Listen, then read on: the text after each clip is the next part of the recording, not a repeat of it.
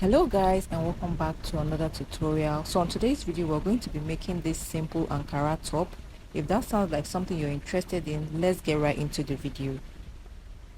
So guys, to start, we're going to start by marking out the length of the top, and as you can see, our fabric is on fold. So I'm going to be working with 25 inches for the length, so I'm going to mark this out. And after marking this out, I'm just going to mark my bust point as well as my under bust point.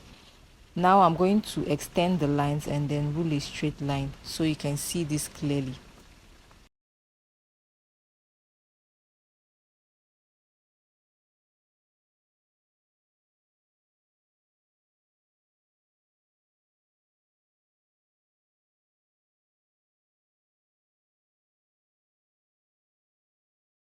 After ruling out the lines, we're going to move on to mark our shoulder measurements divided by 2. After marking that out, we're going to come down from that point where we marked our 8 inches. We're going to come down by 1 inch for our shoulder slope.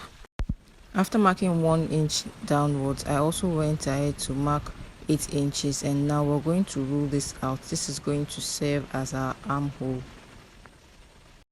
Using my pattern master, I'm going to go ahead to curve out the armhole. Next, I'm moving on to mark my neck opening, and I'm going to mark 3 inches for the width, while the depth is going to be 3.5 inches. So after marking those out, we're going to curve it out.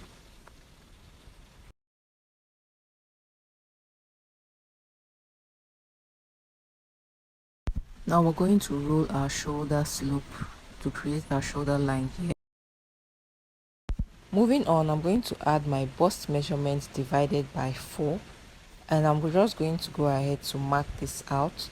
After adding my bust measurement, I'm going to add 2 inches allowance just for ease as well as sewing allowance.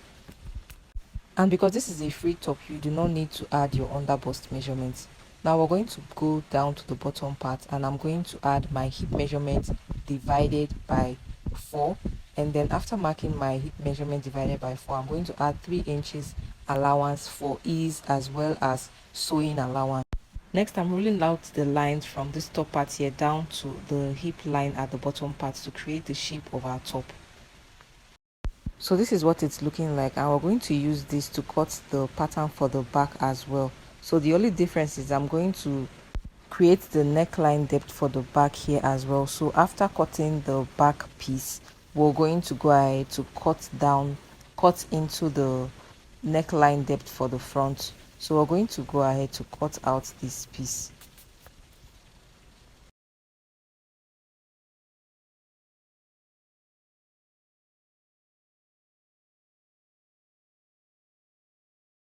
So I have this fabric on fold, and we're going to bring in the first fabric piece we went ahead to cut, and we're going to place this on the fabric we have here to cut out the back piece.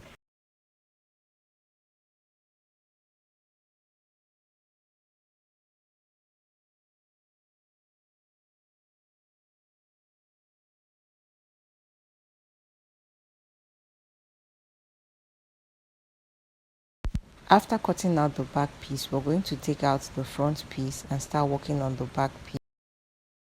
Now I'll be marking my bust point, and we're going to rule that out. This is going to serve as a guide for what we are about to do. Now from this point here, I'm marking 7.5 inches, and this is where our opening is going to start from. I'm going to mark this out, and then on the side of the top, we're going to mark out 2.5 inches.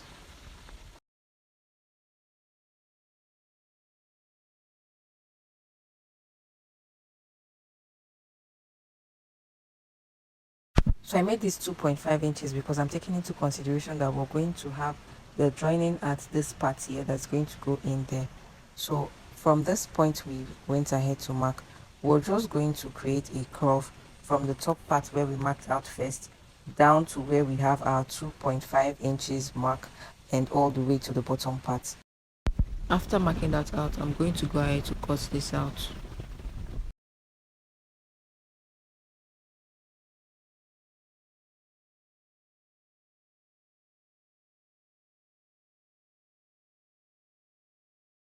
Next, I'm going to create a slit at this midpoint at the back here, and that is because we want to be able to wear this freely. Now I'm going to measure the opening at the back all the way around, and we're going to use that to cut out flares to cover up the back here. And when I was done taking the measurement, what I had was 54 inches. So we're going to take note of that. So because I'm not working with a lot of fabric, I'm going to do this in batches and then we're going to join it together. If you're working with more fabric, you can cut it all at once, and you can cut exactly 54 inches, or you can cut a lot more so you can create gathers or pleats to create a more exaggerated look at the back. So we're going to go ahead to cut this out.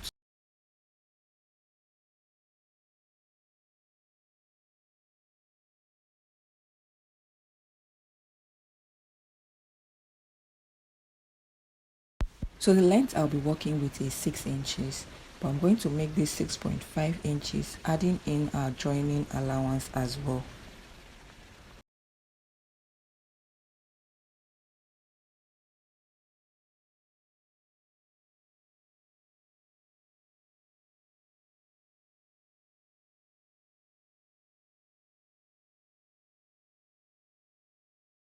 After cutting, this is what it's looking like.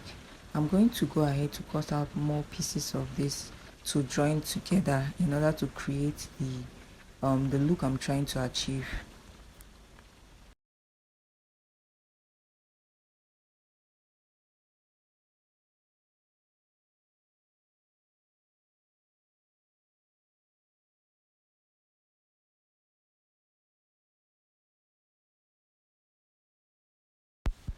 So like I said before, you would not have this issue if you're working with a lot more fabric, and then you would have to just cut this all at once. You wouldn't want to cut this in pieces the way I'm doing mine.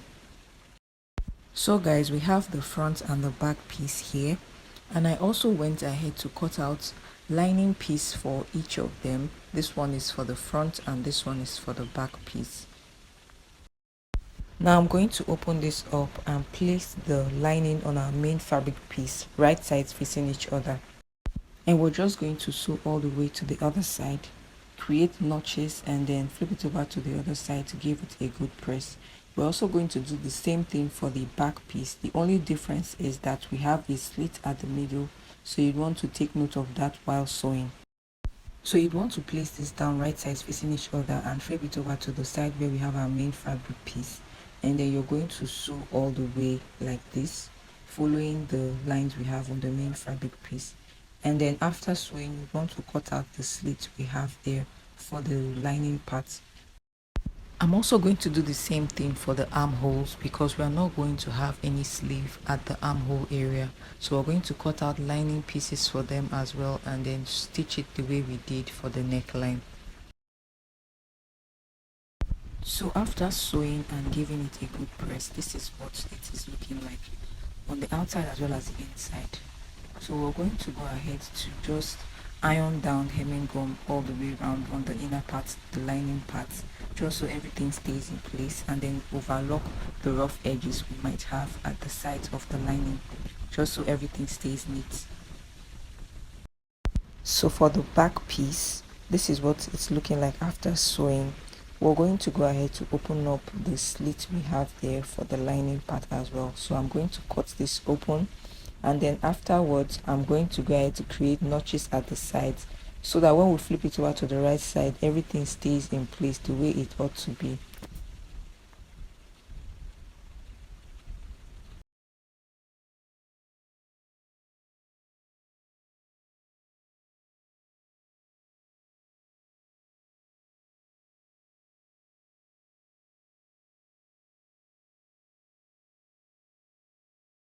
Now we'll do the same thing we did for the front piece. We are going to iron this down and add hemming gum. So after pressing everything down, this is what we have. Now we're going to go ahead to join our front and back piece together, placing the front piece down and the back piece is going to lay down right sides facing each other. So we're going to take this lining piece here and then we're going to overlap it to the other side, holding everything together and stitching this down by 1/2 inch, and then we're going to do the same thing for the other side as well. So guys, after joining the shoulders, this is what it's looking like. This is what the inner part is looking like as well. Now we're going to move on to join the sides. So we're going to flip this over to the wrong sides, right sides facing each other, and then we're going to join this by 1/2 inch on both sides. Now we're not working with our body measurements because this is going to be a free top, so we're not going to be working with our body measurements, and that is why we're joining this by 1/2 inch on both sides. Now for the flare, after joining all the pieces together, this is what we have. And the length we were working with initially was 54 inches, but after joining everything together we have about 64 inches. So now we're going to have to pleat this on our top. So we're going to bring in the top to attach the flare to the top. So after joining the sides of our top, this is what we have. This is what the back is looking like right now. So now we're going to bring in the flare part of our fabric and we're going to attach it to the back of our top. So you can either, like I said, you can either pleat this or you can do gathers. So if you're doing gathers, you would have to stitch this all the way down the way I did here, just to show you, and then you're going to drag out the gathers the way you would normally do and attach it to your top. So for gathers, if you're working with 54 inches like I am, you would want to have 2 times of that measurement, so the gathers can be a lot more fuller. So for me, I'm just going to pleat mine. So we're going to go ahead to pleat this.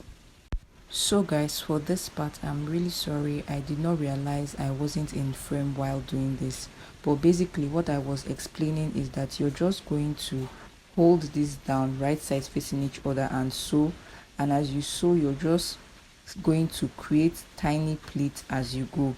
So you can see on this part here that I created tiny pleats, and you're going to continue in that motion, sew and create pleats as you go till you get to the very end of the top. So after adding the flare to the top, this is what it's looking like. I also went ahead to top stitch on the other side of the top just so the flare stays in place. So this is what we have.